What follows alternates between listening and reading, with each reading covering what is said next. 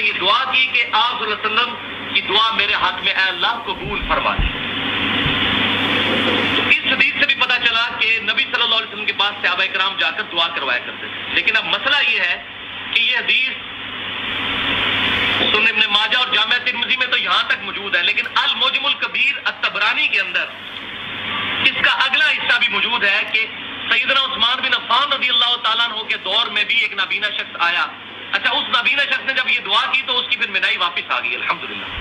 تو سیدنا عثمان کے دور میں یہ طبرانی کے اندر موجود ہے، ایک نابینا شخص آیا تو سیدنا عثمان نے اس کو یہی دعا تعلیم فرمائی اور پھر اس کی بھی بینائی واپس آ گئی۔ لیکن یہ والا جو پورشن ہے یہ صحیح سند کے ساتھ ثابت نہیں۔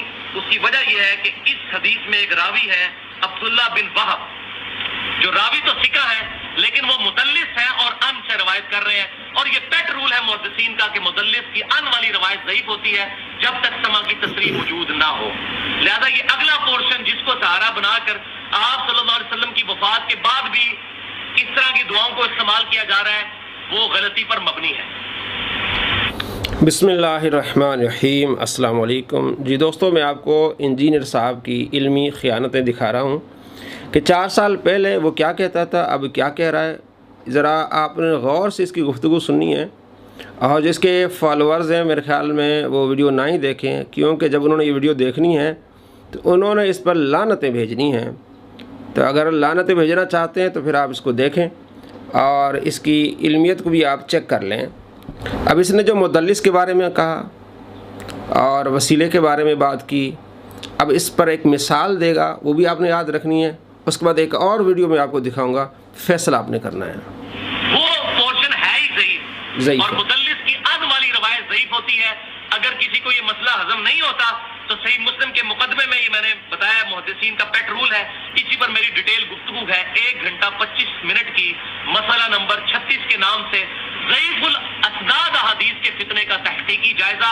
اس میں اسی طرح کی ایک حدیث میں نے ضعیف قرار دی تھی محدثین کے اصول پر، جو مسند امام احمد میں بھی ہے اور الادب المفرد امام بخاری کی اس میں بھی ہے کہ نبی صلی اللہ علیہ وسلم نے بیان فرمایا، روایت ضعیف ہے، مطلب وہ اسی طرح، اور نہ امام بخاری نے اس کو ضعیف لکھا نہ امام احمد بن حنبل نے، لیکن حدیث ضعیف ہے الادب المفرد میں، صحیح بخاری میں نہیں ہے۔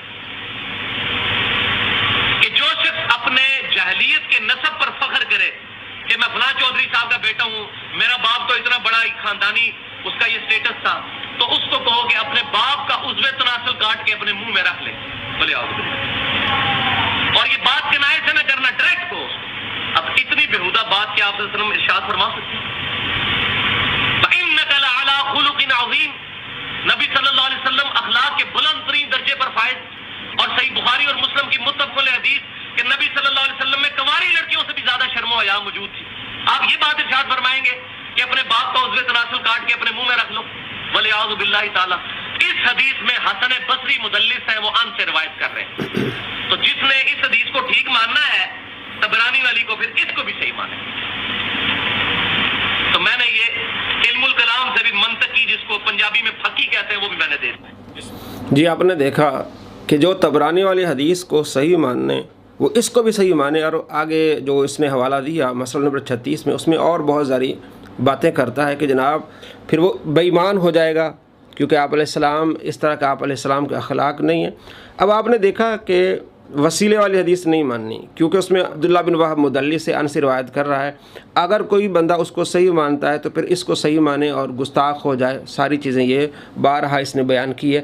اب اسی روایت کو اب یہ صحیح کہے گا، اپنے قول سے بے ایمان ہو گیا، اپنے قول سے گستاخ بنا کہ نہیں بنا، یہ ذرا ہم اس کی ویڈیوز سے دکھاتے ہیں آپ کو، یہ دیں آ کے۔ اور وسیلہ اور توسل کے بارے میں یہ جو ایکسٹریم رویہ امام ابن تیمیہ نے اختیار کیا، ہم اس کے ساتھ ایگری نہیں کرتے۔ اچھا ٹھیک ہے، آپ وسیلہ اور توسل اختیار کریں، کوئی مسئلہ نہیں ہے۔ امام ابن تیمیہ نے ایکسٹریم رویہ اختیار کیے، بھئی یہ تو آپ نے کیے تھے۔ آپ کہہ رہے تھے کہ جناب جو اس روایت کو مانے گا وہ بے ایمان ہو جائے گا، پھر اس روایت کو مانے، میں علم الکلام سے پھکی دے رہا ہوں، یہ دے رہا ہوں۔ ذرا دیکھیں اب کیا کہتا ہے۔ اور اس کو سپورٹیو ایک حدیث بھی ہے جس کی صحت میں اختلاف ہے، لیکن چونکہ ایک بہت بڑے امام طبرانی جنہوں نے یہ حدیث نقل کی ہے، المتوفا 360 ہجری، جو امام حاکم نیشاپوری کے استاد ہیں، المتوفا 405 ہجری، امام طبرانی نے کتاب لکھی المعجم الکبیر، طبرانی کی کتاب، اس میں یہی حدیث ایک دوسری فارم میں آئی ہے۔ اگرچہ اہل حدیث اس میں تھوڑا اختلاف کرتے ہیں، لیکن امت کی اکثریت اس کی صحت کے اوپر اتفاق کرتی ہے، امام طبرانی خود بھی۔ میں ان بحثوں میں نہیں پڑتا، میں اس حدیث کو صحیح مانتے ہوئے بات کر رہا ہوں۔ اس میں یہ ہے کہ سیدنا عثمان غنی رضی اللہ عنہ، میں اس حدیث کو صحیح مانتے ہوئے بات کر رہا ہوں، میں اس حدیث کو صحیح مانتے ہوئے بات کر رہا ہوں۔ پیچھے کیا کہا کہ اگر اس روایت کو کوئی مانے تو پھر اس روایت کو بھی مانے جس میں آپ علیہ السلام کے بارے میں الفاظ ہیں، تو ہو جائے گستاخ، ہو جائے بے ایمان۔ اب کہتا ہے میں اس روایت کو صحیح مانتے ہوئے بات کر رہا ہوں۔ کے دور میں ایک شخص حضرت عثمان کے پاس گیا اور کہا کہ جی میرا مسئلہ ہے، تو وہ اپنی حکومتی مصروفیت کی وجہ سے اس کی طرف متوجہ نہیں ہوئے، تو وہ شخص پھر سیدنا عثمان بن حنیف کے پاس آیا اور کہا کہ جی اس طرح حضرت عثمان تو میری بات ہی نہیں سن رہے ہیں۔ تو حضرت عثمان بن حنیف نے کہا کہ میں تمہیں ایک دعا سکھاتا ہوں۔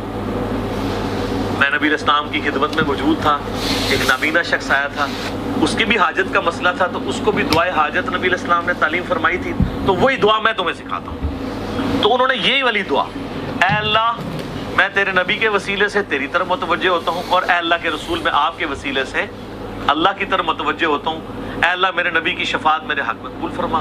جی دوستو، آپ نے دیکھا اور سنا کہ یہ ہے مرزا صاحب کی علمیت۔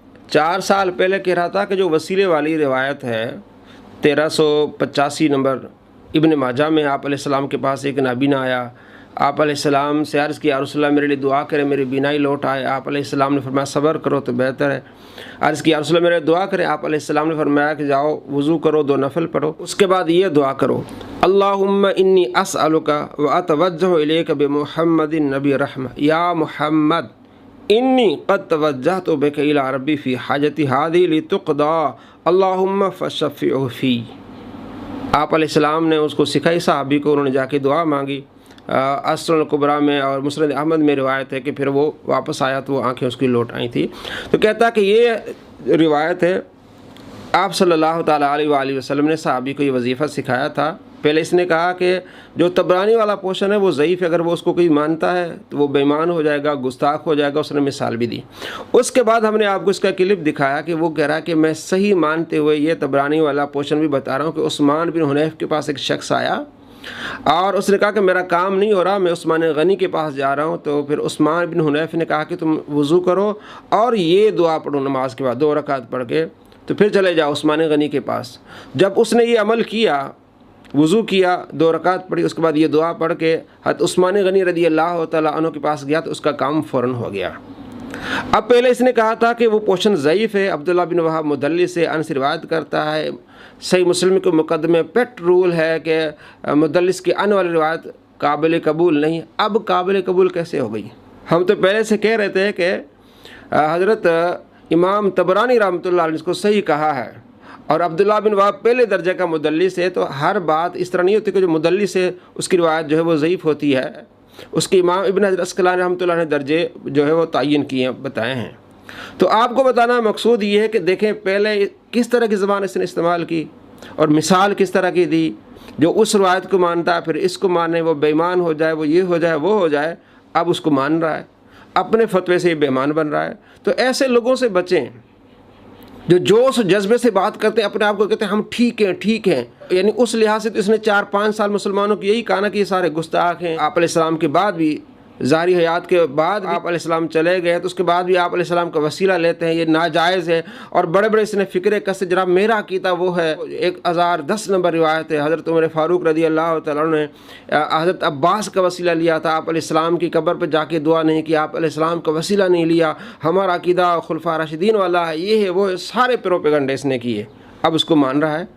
تو معلوم ہوا کہ یہ لوگ علمی نہیں ہیں، یہ خائن لوگ ہیں، دھوکے باز لوگ ہیں۔